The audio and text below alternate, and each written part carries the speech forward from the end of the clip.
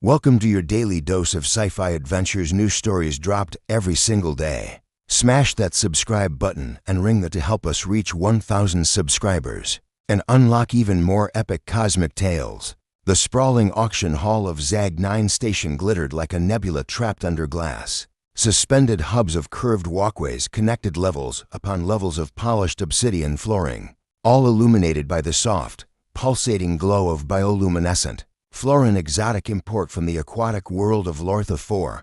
Above it all, the massive translucent dome simulated a lavender-tinted sky, slowly cycling through hues as though the day on Zag 9 lasted a week. In reality, the station orbited a gas giant in a remote quadrant of the Orion sector, far from the Interstellar Rescue Coalition's IRC usual patrol routes, perfect for business that no one wanted the coalition to see.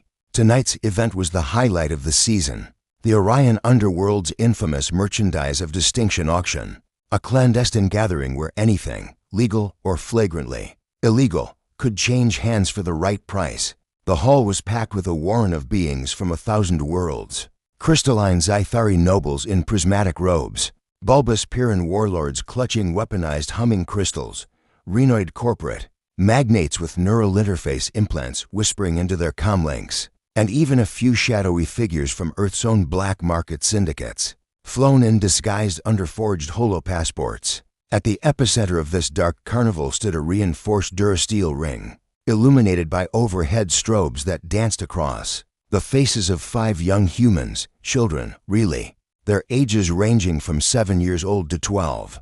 Bound by shimmering plasma cuffs that glowed a sickly green, they were huddled together on a raised platform like trophies on pedestals. Their wide, terrified eyes darted around as alien voices hissed and chuckled above the din. The Vorkan mercenaries who had captured them smirked proudly, towering, sinewy brutes with reptilian scales and jagged teeth. The Vorkans were notorious for their ruthlessness. Tonight, they acted as both sellers and enforcers, ensuring no bidder would dare attempt to rescue their leader. Garzak the Scar, a mass of scars crisscrossing his dark hide, towered at the auction days. He rapped his serrated knuckles against a control panel, and the holo sky shifted to amber twilight, signaling the start of the bidding. "Welcome, esteemed patrons." Garzak's voice boomed through the hall's acoustic amplifiers, rippling through every corridor and balcony. "Tonight, you bid not for trinkets or artifacts, but for the purest, most energetic specimens this galaxy has to offer. Human children, fresh from the blue orb of Earth itself." Laughter and gurgles of approval met his announcement. A Pyrrhan noble, robed in scarlet and gold, leaned over to his companion, an Akher trader whose multiple eyes glimmered with malice. "I shall take the boy with the curious eyes," the Pyrrhan hissed. "He looks crafty, useful for my interests in weapons design. High-quality blood," the Akher murmured. "The girl with the red hair, I have my eye on her for biological research. Black market surgeons, war collectors, and exotic animal breeders all threw bids in luminous Zionar credits, each bid higher than the last. One by one, names and homeworlds were called. Hennener for offers 50,000 credits. Cirrus Consortium raises to 75. Kraloth Syndicate bids 100. The air grew electric, rife with the smell of tension, and the hum of stasis cuffs recalibrating. But hidden among the spectators were 2 figures who would not stand for this atrocity. Captain Lyra Thane of the IRC, cloaked in an adaptive chameleon cloak that rendered her silhouette indistinct among the crowd, observed every nuance with calculated intensity. Her partner, the sleek humanoid android S3R1, flickered between near transparency and solid form beside her, sensors sweeping the perimeter. "You hear that?" Lyra whispered through her comlink, voice a rasp of grim determination. "They're treating children like livestock." S3R1's ocular receptors pulsed blue. "Confirmed. Captain, human minors designated as auction items. This is a level 5 violation of the Universal Child Protection Accord." Lyra's jaw clenched. The accord, signed centuries ago, forbade the trafficking of sentient minors. Yet here they were. 5 souls stolen from their birth planet. Baby snatchers had intercepted an Earth refugee convoy on the fringe of Vesper's spiral. and the children were separated from their families under cover of darkness. No distress signal had reached Earth. The Vorkans' calm jammers were too advanced for a simple SOS. "We can't let this stand." Lyra's fingers tightened around her wrist-com device, ready to send a distress code. But the IRC's own stealth protocols forbade intervention inside sovereign sectors without backup. The coalition wouldn't risk open conflict in the Orion sector without official sanction. And sanction meant time, bureaucracy, endless debates. Time they didn't have. Below the ring, glimmering metal grates led to maintenance tunnels. Every second that passed was another bid escalating, another horrifying transaction inching toward finality. Lyra and S3R1 exchanged a glance. Their unspoken plan crystallized in that instant. They would have to act without authorization and off-the-books operation that, if discovered, could cost them their careers or worse. "Signal jammer," Lyra said softly. "Knock out the auction's calm link. We need chaos." S3R1's limbs whirred as circuitry rerouted energy. A moment later, the overhead calm frequencies crackled and died. The holo sky flickered. The amber light stuttered into darkness. Gasps and startled cries echoed as the dome's simulacrum shut down mid-cycle. Pandemonium erupted. The highest bidders slammed data pads against their chests, scrambling to contact remote front offices. Gavel bids vanished in static. The Vorkans bellowed orders, unsheathing vibro blades that gleamed under emergency red lights. But Lyra and S3R1 were already slipping into the shadows near the maintenance grate. "Now," Lyra mouthed. She tapped 3 rapid pulses on the grate's locking mechanism, a hacked override courtesy of IRC. Tech specialists, with a hiss of nitrogen release, the grate slid aside. Lyra dropped inside, boots hitting the grated floor with a muted thud. S3R1 followed, the door sealing above them. Industrial pipes snaked along the walls, venting steam that hissed like serpents. The muffled chaos of the auction hall receded behind the durasteel door. "Stay alert," Lyra whispered, pressing her back to the cold metal. Through a scupper, she peered down into the lower level, a labyrinth of service corridors painted in utilitarian grays and yellows. Overhead maintenance pipes crisscrossed the ceiling, and blinking status lights marked security cameras. A slender access panel near the floorboard glowed faintly, the location beacon the Vorkans used to track their goods. S3R1 knelt and scanned the panel with a data probe, disabling their tracking signal now. "But security cameras remain active. We'll need to avoid main corridors." "Agreed." Lyra tapped her wrist communicator. "IRC command, this is Thane, initiating unsanctioned rescue. Send evac when I give the code phrase." A crackle of static answered. No acknowledgement. Command was silent. Not surprising they'd be blind to this operation. Lyra stood and swept her gaze ahead. 5 children. 1 elevator shaft near the east wing. To decks above. "That's our route. Move fast." They jogged down the corridor, steps echoing. Steam vents hissed. A lone maintenance droid rolled by, its optical sensors dimmed in standby. Lyra pressed a hand to the droid's hull and overrode its idle mode. The droid spun, lights flickering, and projected a holographic out-of-service placard. They hurried past. After several twists and turns, they reached a blast door emblazoned with warning decals. "Authorized personnel only." Lyra produced a slim data spike and pressed it to the panel. Sparks arsed, then the door slid open with a pneumatic side out inside. The children huddled in a reinforced holding cell. Plasma cuffs locked around the walls, restraining them by the waist and ankles. Their eyes widened at the sudden hiss of the cell's locks disengaging. Lyra knelt to the youngest, a boy named Taro, tears streaking his dusty cheeks. "It's okay. We're here to help. My name is Captain Lyra Thane. This is S3R1. You're safe now." Taro sniffed. They said we'd be sold to the highest bidder. "And those bidders are criminals," Lyra said firmly. "Tonight, they're going to regret it." Behind her, S3R1 hacked the cuff systems. One by one, the clamps released. With soft clicks, the children stumbled free, clutching Chakraband's primitive toys from Earth and pressed close to Lyra's side. 5 rescued. S3R1 confirmed in a low tone. Coordinates of evac insertion. 27.9 degrees north, 143.4 degrees west, 30 floors above. Roger that, Lyra whispered back. Only now did she send the encrypted phrase, Blue Sparrow takes flight. Now all they needed was to reach the elevator shaft before the Vorkans realized the breach and returned with reinforcements. Lyra glanced around the cell for anything she could use. A flex circuit schematic tacked to the wall showed the emergency ladder route. She memorized it and beckoned the children. Follow me and stay close. No one gets left behind. As they slipped back into the corridor, the distant echo of alarm klaxons began to rise. The Vorkans had discovered the empty auction ring and sounded the general security alert. Lyra's heart pounded. Every moment brought them closer to freedom, or to a firefight where the odds were terrifyingly against them. Yet, in that charged silence of the station's underbelly, illuminated only by the children's hopeful, frightened faces, Lyra knew one thing for certain. She would stop at nothing to get them home, and for anyone foolish enough to stand in her way. They had indeed just signed their own death warrant. Breach and bedlam. The sudden shutdown of the holo sky rippled through the auction hall. Like a shockwave, amber twilight gave way to inky darkness, punctuated only by the harsh red glow of emergency lighting. A clamor of voices rose in alarmed shouts. Blaster fire cracked against the reinforced durasteel of the ring's barricades.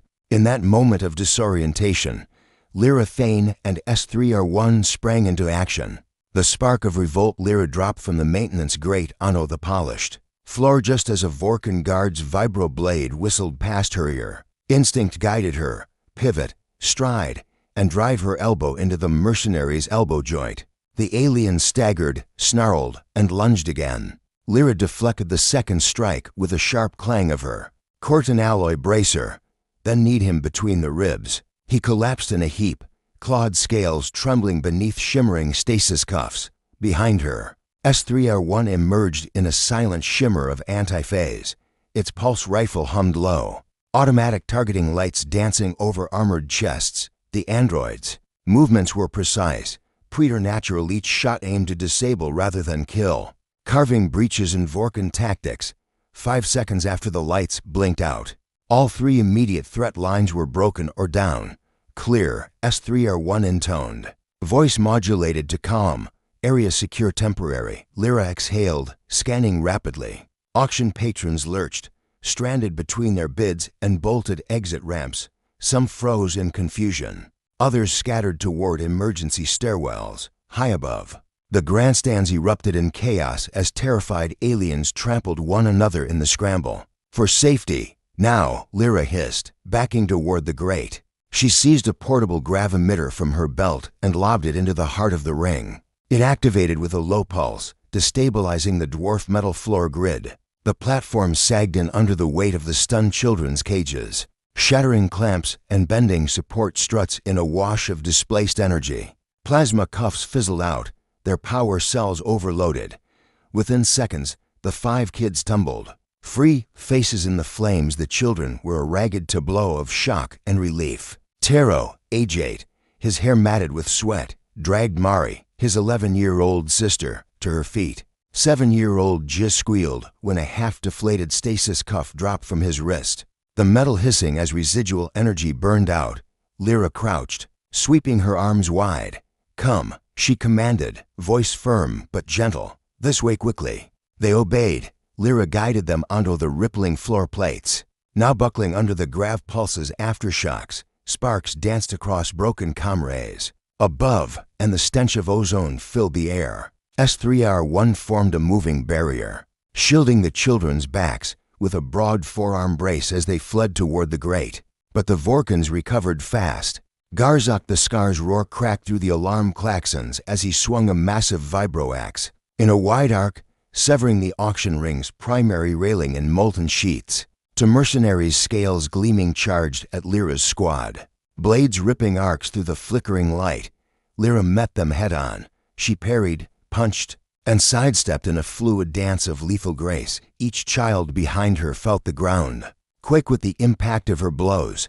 Jiz huddled close, his trembling fingers clinging to Lyra's belt. Mari's eyes were locked on Garzak, her small fists clenched like warrior's steel. The choke point within moments they reached the grate. Lyra gripped its edges, hoisted it closed, and dropped into the maintenance tunnel. She yanked a flip lever on the tunnel's wall panel. Heavy servos groaned as the grate slid down to a secure lock. Moments later, the clang of Vorkan boots pounding. The metal above told her they'd been followed. Above them, the auction hall groaned as the gravimetter's aftershocks melted wiring and structural supports. Lyra and S3R1 steered the children down a pitch-black passage. Lit only by the faint glow of emergency floor lights, steam hissed through cracks overhead, obscuring faces in wavering haze. The acrid odor of burnt circuitry stung the children's noses. Lyra took point, adrenaline sharpening her senses. Each step she measured against the station schematics in her wrist HUD. The path forked ahead. The east wing elevator shaft lay to the right fast, but heavily monitored by patrolling security bots. The left tunnel led deeper into the station's industrial spine, toward the decontamination sluices and an external maintenance hatch. Longer, but quieter, left, she said without hesitation. Follow me, and keep low. The children ducked behind S3R1's shield frame. The android crouched low, sensors flaring to detect motion. Taro pressed against its leg, his small voice trembling. Will they catch us, Captain? Lyra glanced back, her cloak's adaptive fibers rippling with each movement. Not if we're fast and smart. The mechanical gauntlet, the industrial tunnel, was a labyrinth. Pipes snaked overhead, steam valves hissed, and conveyor belts long, inactive sprawled along one wall. Occasionally a flickering holo sign advertised hydroponic feedstock or engineering bay 7B. The children recognized none of it, but they clung to Lyra's presence as a lifeline. Suddenly, a panel in the wall exploded outward with a deafening bang. To security bots, sleek spheres on hovering rings rolled into view, laser cannons primed. Their speakers emitted mechanical threats in garbled tones. Lyra raised her sidearm. A compact blaster with custom shock rounds. S3, disable them, she ordered. The android's pulse rifle hummed into precise bursts. The bot's power cores glowed white-hot, then winked out. They collapsed in sparks, circuits frying from the inside. The corridor fell silent again save for the children's ragged breathing. Mari swallowed hard, her voice small. I thought they never shut down. Lyra smiled once, briefly, most don't. But these were old models, no updates since the Fourth Sector War. She let that bit of humor rest in the air, a fragile reprieve. A shadow in the steam. They pressed onward until a bank of massive steam filter towers loomed ahead, their chrome exteriors slick with condensation. A low hum vibrated through the floor. Here, the corridor narrowed, forcing them into a single file. Lyra motioned them into the leftmost passage between the towers. No sooner had they entered than the hiss of a hatch sealed behind them, metal teeth clicking shut. The flush of steam intensified. Heat rippled against their skin. Through the swirling vapor, a dozen Vorkan mercenaries emerged from hidden alcoves. Vibro rifles trained on the group. Garzak stepped forward, his scarred form lit by the flickering emergency lights. Thought you could slip away, Captain Thane, he growled. Hand over the prizes, and we might let you live. Lyra's jaw clenched. The children huddled behind her like frightened ducklings. Over my dead body, she said, drawing her blaster in one smooth motion. You're not touching them again. Garzak laughed, a guttural sound that shook the tunnel walls. So be it. Fire in the underbelly. Blaster bolts ignited the steam in incandescent blooms. Lyra darted sideways, weaving through columns of vapor as she returned fire. S3R1 raised its rifle, its chassis rotating seamlessly to target multiple assailants. The children panicked, huddling low. Lyra barked orders. Stay down. Behind me. She lunged toward the nearest tower, bracing her feet and firing to shots at shoulder joints. The mercenary there toppled backward, his rifle clattering away. But another soldier's blade slashed at Lyra's side, tearing her cloak. Pain bloomed, but she didn't flinch. With her free hand, she yanked the blade and snapped it into against her knee, at Lyra's side. S3R1 delivered a non-lethal but crippling plasma discharge that sent to more mercenaries collapsing. Yet the Vorkans pressed on, ruthless and unrelenting. The children screamed as the tunnel filled with scorching steam. and the acrid tang of plasma discharge. Turning the tide, Lyra spotted an emergency steam release valve, a circular wheel bolted into the tower's side.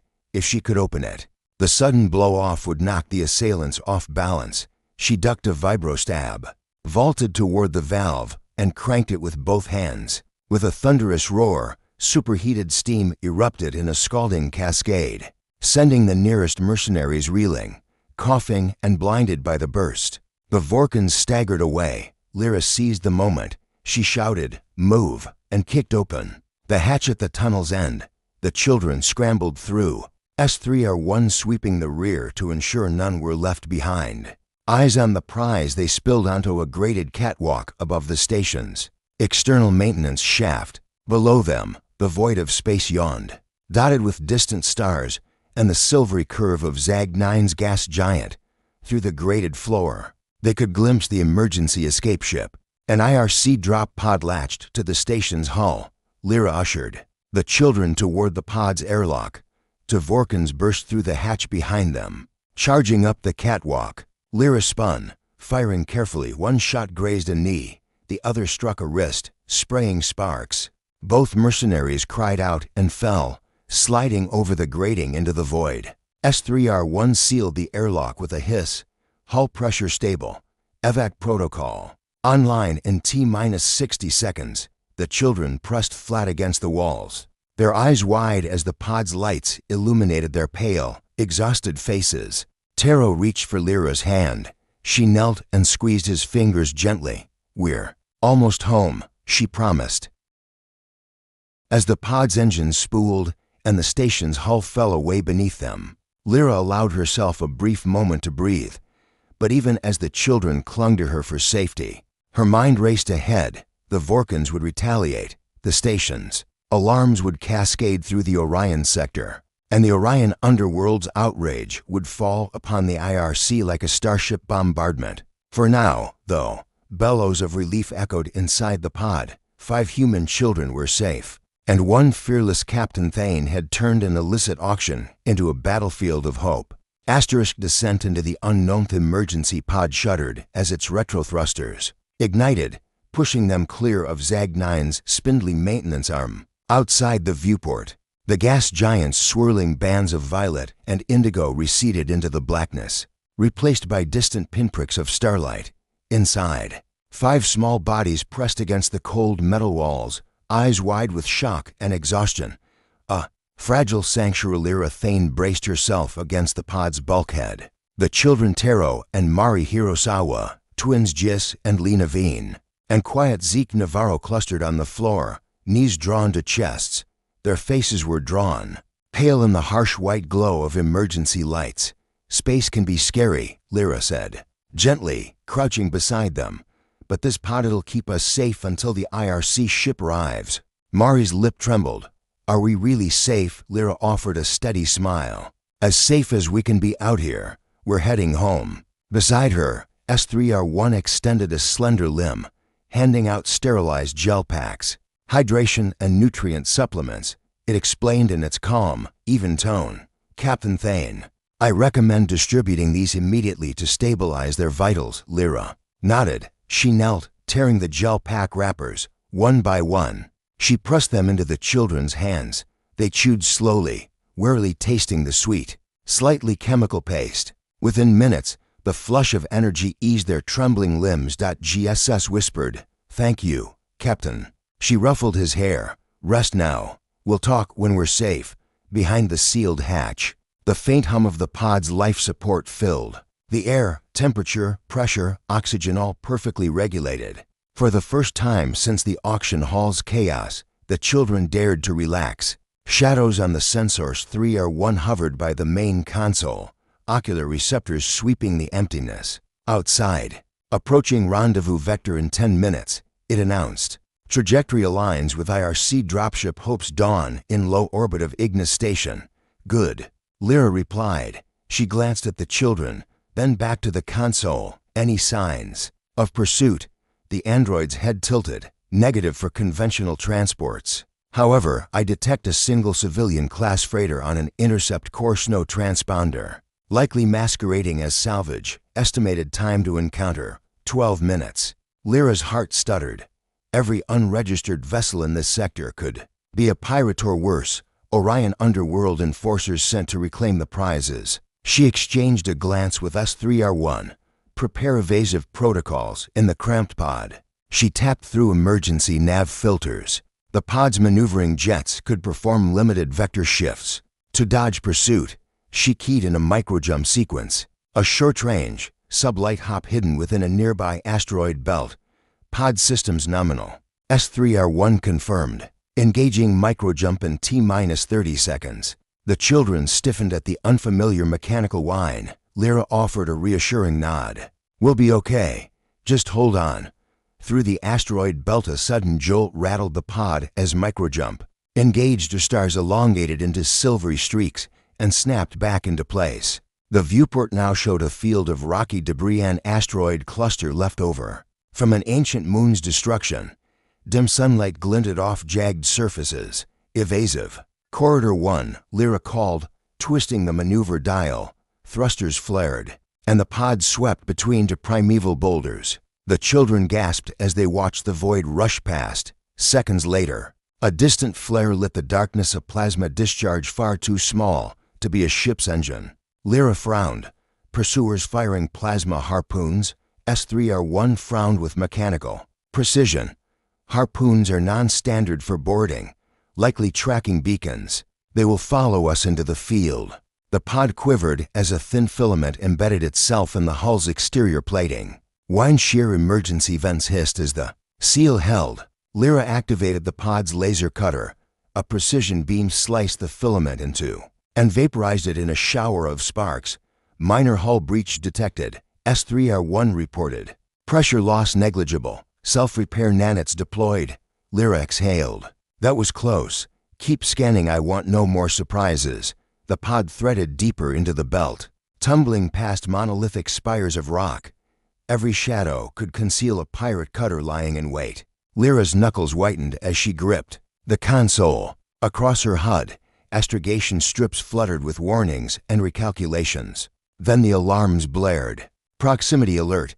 Incoming vessel closing fast, intercept vector 94 degrees port bow. Lyra's pulse thundered. She tapped the comm button. S3, I need power rerouted to thrusters. We're slipping out of here. The android's servos clicked, reallocating power now. With a howl, the pod lurched, jets flaring in staccato bursts. They cleared the densest field of asteroids and shot into open space, leaving dust and tiny rocks spinning behind.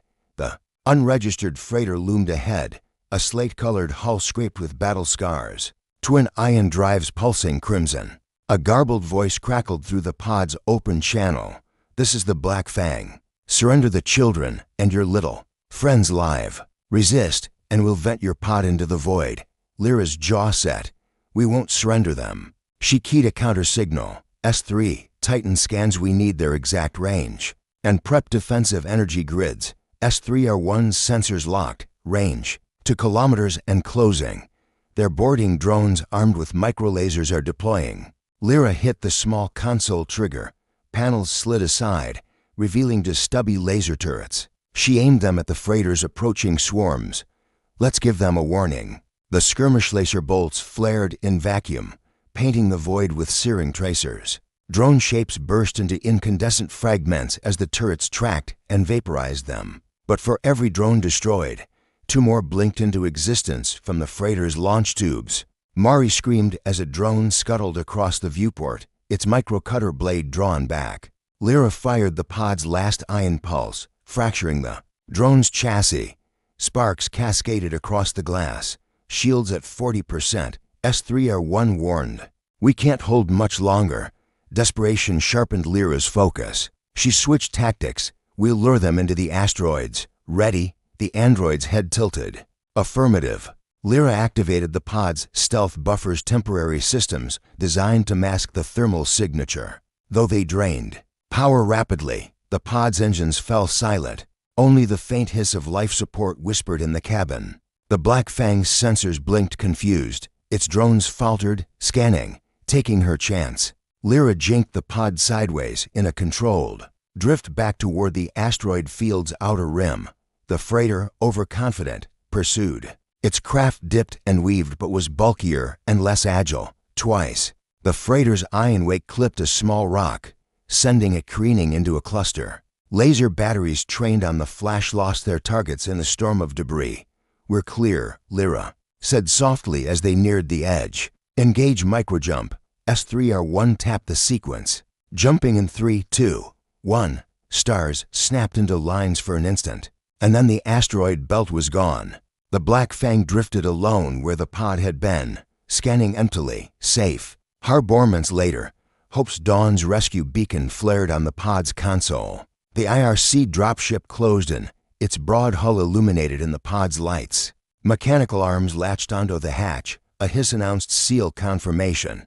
The hatch slid open. Medics in white oversuits floated in. One reached in, unbuckling the children, while another attached diagnostic probes to Lyra's arm. Warm oxygen washed over them as they were guided into the cabin. Lyra remained last, her eyes haunted but resolute. She clapped S3R1's shoulder. "Good work, partner." The android's voice was almost relieved. Children secured. Hull integrity stable. Threat neutralized. In the medical bay. Taro blinked up at Lyra as Celine dripped into his arm. Lena curled into Mari's lap and just clutched a plush toy the medics had offered. Zeke, ever silent, studied Lyra with solemn eyes. Lyra knelt beside them. Placing a gentle hand on Zeke's arm, "We're almost home," she said again, voice heavy with promise and exhaustion. "I swear it." Above them, through the medbay viewport, the stars streaked by as Hope's Dawn punched for hyperspace. And somewhere beyond the jump lanes and outlaw sectors, Homeland Justice waited.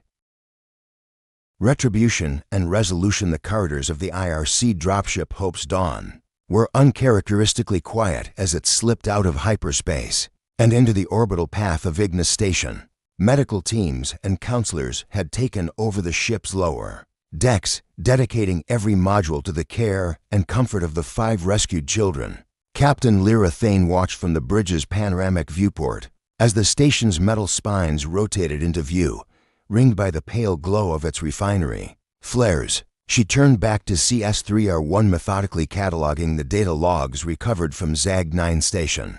The auction house schematics, Vorkan communications intercepts, and encrypted shipping manifests. "This dossier," the android remarked in its flat, precise tone, "contains every implicating detail needed for a full coalition indictment. Charges include child trafficking, aggravated assault, and multiple counts of war profiteering." Lyra nodded, her face a mask of resolve. "Upload it to Coalition Intelligence and flag it red. I want the Orion Underworld's entire chain of command exposed." A homecoming in orbit. The dropship docked at Ignis Station's civilian wing. Family members, Earth diplomats, refugee relief workers, and a small detachment of Blackwater Guardians gathered in the arrival hall. Holographic banners proclaimed "Welcome Home" in a dozen languages. Under the soft glow of xenoglass chandeliers, the children's parents waited, uncertain smiles on their faces and tears in their eyes. Taro and Mari's mother, Dr. Naomi Hirosawa, embraced her twins so fiercely she nearly crushed them. Jis and Lina's foster guardian, Corporal Ian Veen, pressed a shaky hand to his heart as he knelt to greet them. Even silent Zeke Navarro, who had refused all offers of comfort for days, allowed his uncle to wrap him in a stiff navy uniform sleeve. Lyra stood back, content to watch their reunions, when Mari looked up and whispered, "Will you stay for the welcome ceremony?" Lyra smiled and dipped her head. "I wouldn't miss it for the galaxy." The Tribunal of Justice 3 days later, in the grand chamber of the Interstellar Justice Council. Justice began its long and solemn work. The circular hall was carved from white zero-grav stone, with tiers of seats rising to a glowing zenith. Representatives from Earth, the IRC, Orion Underworld Council, and neutral sectors sat as judges. Holographic projectors displayed evidence, auction house footage, S3R1's shipboard scans, and intercepted Vorkan chatter detailing profits and buyers.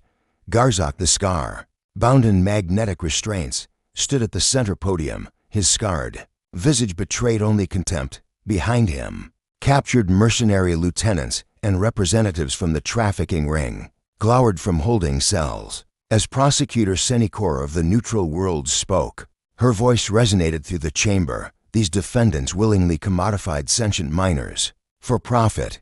They violated the Universal Child Protection Accord, the Geneva Statutes on Extraterrestrial Human Rights, and multiple interstellar trade laws. We demand full reparation and lifetime edict of banishment from all civilized sectors. Garzak roared in Vorkentung, but an IRC bailiff silenced him with a modulated shock collar. The council rose in unison. The verdict was swift and unwavering: life imprisonment in the Endurian penal mines, permanent interdict from all star lanes, and reparations paid directly to the families and to Terran refugee programs. Lyra, seated among Earth's delegation, allowed herself a rare nod of satisfaction, healing and hope back aboard Hope's Dawn. The mood was lighter. The children had been moved to a secure foster wing on Ignis Station, where counselors and other rescued minors shared their stories. Lyra spent an afternoon visiting, bringing holographic storybooks and teaching the children small tricks of zero-G basketball. Shouts of laughter echoed in the rec bay as Taro dunked a practice ball through a glowing hoop, and Lena cheered her brother on. Later, she found a moment alone with Mari in the observation lounge, lights muted to mimic Earth's dusk. Through the viewport, the blue-green marble of Earth rose from the horizon. Mari traced patterns on the glass with her fingertip. "Captain Thane," she said softly, "when I get home, I want to become an IRC pilot just like you." Lyra's throat tightened. "You'd make a fine pilot, Mari. Just remember, courage is important, but so is compassion." Mari smiled. "I'll remember." A new accord at the Coalition summit the following morning. Earth's ambassador took the stage. Behind him, a vast star map displayed every known trafficking corridor. The auditorium was packed with officials, diplomats, and NGO representatives. "Today," Ambassador Reyes declared, voice firm, "we close a dark chapter. With the evidence supplied by Captain Lyra Thane and S3R1, we will enact the Treaty of Human Preservation. It will prohibit all trafficking of Terran citizens, impose universal sanctions on violators, and create a rapid response task force based on the IRC model." Thunderous applause filled the chamber. Lyra watched from the back row, S3R1 stationed at her side. Despite protocol forbidding personal remarks, Ambassador Reyes sought her out afterward. "Captain Thane," he said, extending a hand, "your actions saved lives and sparked this vital treaty. Humanity owes you its gratitude." She took his hand, eyes steady. "We owe it to each other," she replied. "No one should ever be treated as merchandise." The final dispatch that evening, Lyra returned to her quarters aboard Hope's Dawn. On her desk lay a freshly printed communique from IRC Command, orders reassigning her crew to a deep space humanitarian mission among the Lyrian outposts. No bureaucracy, no endless hearings, just direct aid to worlds in distress. She let the top sheet drop to the floor without reading. Instead, she turned to the viewport. Below, Ignis Station glimmered like a beacon against the void. Above, Earth's crescent loomed in sapphire brilliance. S3R1 awaited her beside the hatch. "Are you satisfied?" Lyra's gaze lingered on the stars. "For now," she said quietly. "But as long as injustice exists, we'll keep fighting." The android inclined its head. Together, they monitored the docking bay's holographic display. Counting the minutes until their new mission began, Lyra finally allowed herself a small, defiant smile. Through the silent expanse, her words echoed. "Like a promise, you captured human kids. Congratulations, you just signed your death warrant."